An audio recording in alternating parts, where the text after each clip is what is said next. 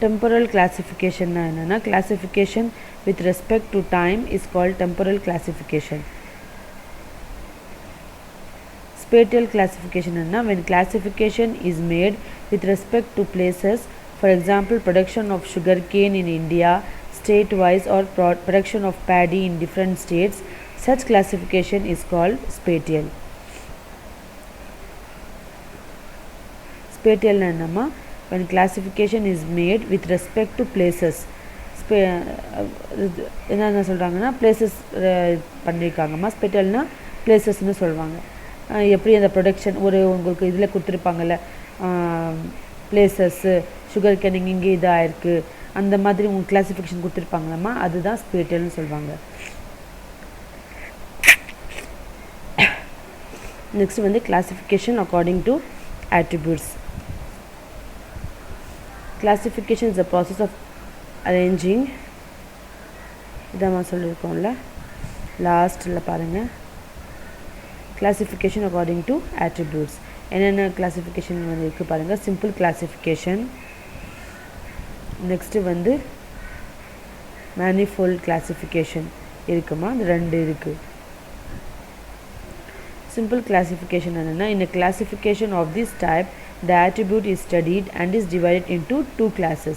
Simple என்னன்னா ரெண்டா வந்து டிவைட் பண்ணிருக்காங்க. The two classes are exclusive of each other. Example, persons may be classed into male and female. அதுதான் நம்ம சொல்றாங்க male and females, or literate and literates, blind and not blind. It members of one class possess the common quality of being males or literates or blinds. Those do not possess that quality.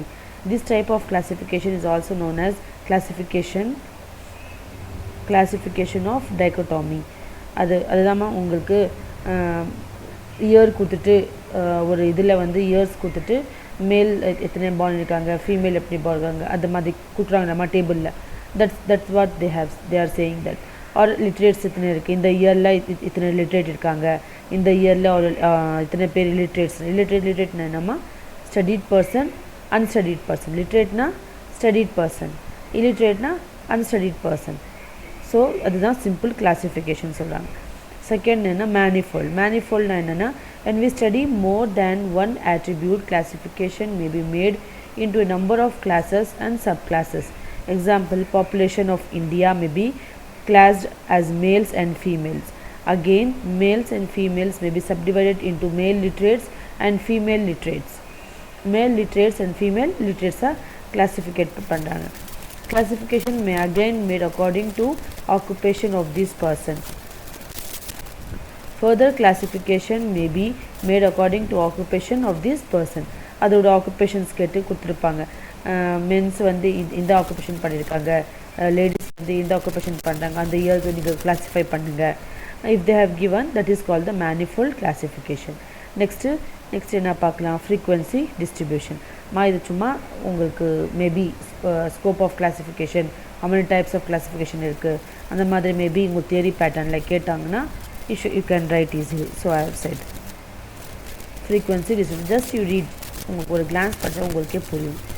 Okay அம்மா, இது அந்த problems தான் important. நீங்கள் second யூனிட்டில் நீங்கள் study பண்ணியிருக்கீங்களாம்மா, மீன், median, mode, geometric மீன், இந்த range, குவார்டல் division, அதுக்கு என்னென்ன யூஸ்ஃபுல், அது எப்படி அந்த டேபிள் காலம் போடுறோம் இல்லை, நாங்கள் டேபிள் காலம் போடுறோம் இல்லைம்மா, அந்த டேபிள் காலம் எப்படி உங்களுக்கு இது ஆகுது, இந்த டேபிள் காலமில் என்னென்ன கிளாஸிஃபிகேஷன் இருக்குது, எந்த மாதிரி டேபிள்ஸ் எல்லாம் இருக்குது, இண்டிவிஜுவல் சீரீஸ்னால் என்ன, டிஸ்கிரீட் சீரீஸ்னால் என்ன, அதுதான் அவங்க வந்து ஃபஸ்ட் யூனிட்டில் சொல்லியிருக்காங்க. அது தியரி பேட்டர்ன் தான். செகண்ட் யூனிட்டோட தியரி பேட்டர்ன் தான் ஃபஸ்ட் யூனிட். அந்த தியரியில் என்னென்ன இருக்குது, என்னென்ன டிஸ்ட்ரிபியூஷன் ஃபார்ம் பண்ணுறாங்க, எப்படி இருக்கும், சிம்பிள்னா என்ன, அந்த இங்கே பாருங்கள், சிம்பிள் ஃப்ரீக்வன்சிஸ், குரூப் ஃப்ரீக்வன்சிஸ், அதுதான்மா சொல்லியிருக்காங்க. அதுதான் ஃப்ரீக்வன்சி டிஸ்ட்ரிபியூஷன். இது தியரி பேட்டர்ன் ஃபுல்லாகவே உங்களுக்கு ஃபஸ்ட் யூனிட்டில் வரும். செகண்ட் யூனிட்டோட தியரி பேட்டர்ன் வந்து தான் ஃபஸ்ட் யூனிட். ஓகேம்மா,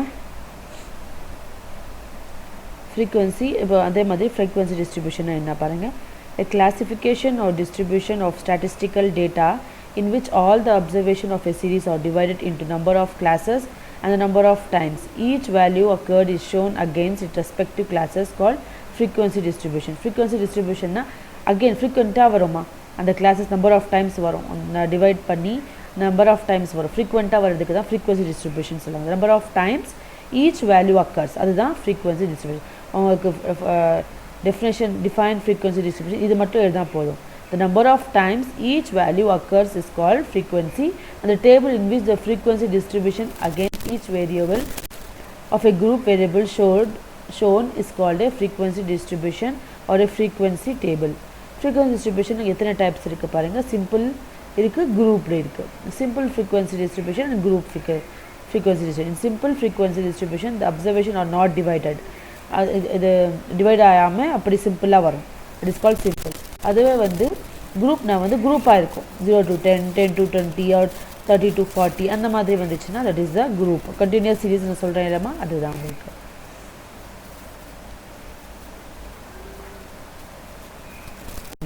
ஃபார் எக்ஸாம்பிள் கொடுத்துருக்காங்க பாருங்கள். ஃப்ரீக்வன்சினா என்ன, இது சும்மா அப்படியே இண்டிவிஜுவல் சீரீஸ் வரும் இல்லைம்மா, that is the simple frequency. குரூப்னா இந்த மாதிரி 1 to 20, 21 to 40 இது வந்து குரூப்டு ஃப்ரீக்வன்சி டிஸ்ட்ரிபியூஷன். ஓகேம்மா, அதுதான் உங்களுக்கு நான் தான் சொன்னேன். செகண்ட் யூனிட்டோட தியரி எப்படி நாங்கள்லாம் ட்ரைவ் பண்ணுவீங்க உங்களுக்கு ஈஸியாக இருக்கட்டும், செகண்ட் யூனிட் ப்ராப்ளம்ஸாக வரட்டும். ஸோ அதனால தான் உங்களுக்கு செகண்ட் யூனிட் ஃபஸ்ட்டு டீச் பண்ணு. ஏன்னா தியரினா உங்களுக்கு கொஞ்சம் வேகாக இருக்கும். இது புரிஞ்சிச்சுன்னா உங்களுக்கு டேபிள் காலம் எப்படி புரிஞ்சிச்சுன்னா இது நீங்கள் ஆட்டோமேட்டிக்காக எழுதலாம். ஸோ அதனால தான் ஐ ஹவ் லாஸ்ட்டில் தான் இந்த யூனிட் டீச் பண்ணுறேன். இந்த தியரி பேட்டர்ன் தான் ஃபஸ்ட் யூனிட்மா. இது முடிச்சிட்டோம்னா தேர்ட் யூனிட் அதான் ஃபஸ்ட் யூனிட் இது முடிஞ்சு தான் 3 யூனிட்ஸ் ஐ ஹவ் ஃபினிஷ்ட். இன்னும் இந்த 2 யூனிட் இருக்குது. அதுவும் ஹார்மோனிக் மீனில் ஒன்று இருக்குது. அது லாகரிதமிக் இது எடுத்து தான் அதை டீச் பண்ணணும். ஸோ அதனால I will teach you later. இது இந்த டேர்ம்ஸ் கிளாசிஃபிகேஷன் பாருங்கள்.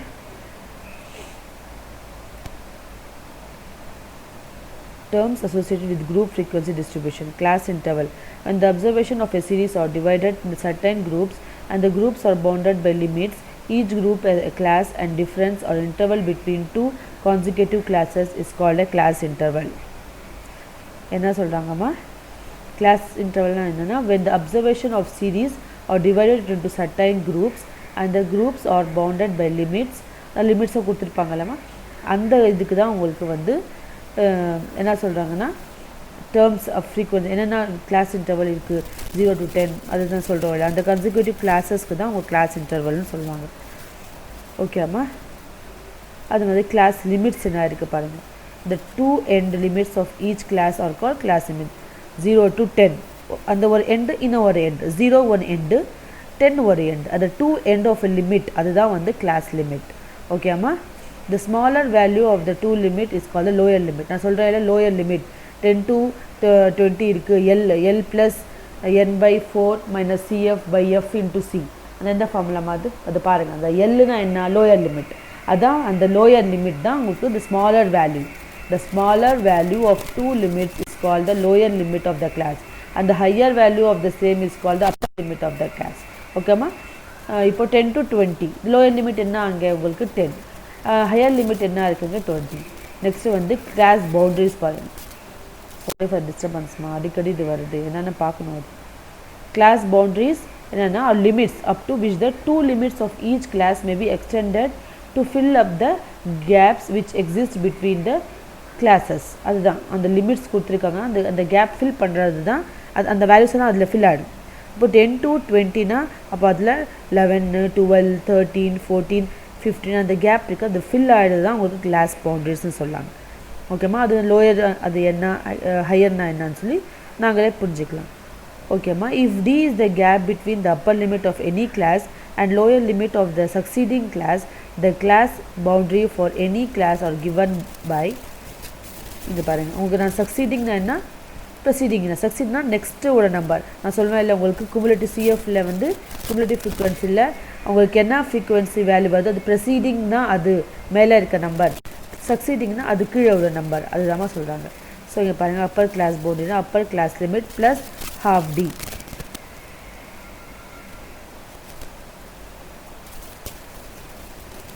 லோயர் கிளாஸ்னால் lower class limit minus half D.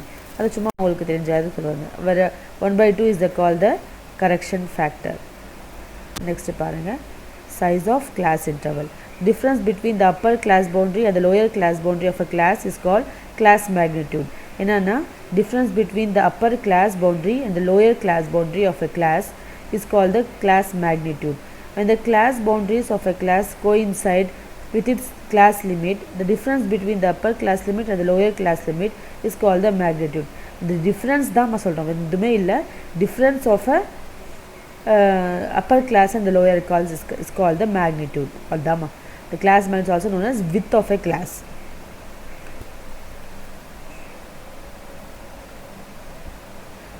Next பாருங்க, an approximate value of magnitude of the class interval say h. நான் சொல்கிறேன் இல்லைம்மா, ஹெச்னா என்ன உங்களுக்கு கிளாஸ் இன்டர்வல், அதுதான் மிட் வேல்யூ ஒரு கிளாஸ் மார்க். இதெல்லாம் நீங்கள் வேணால் சும்மா உங்களுக்கு எக்ஸாம்பிள் மாதிரி கொடுத்துருக்காங்க.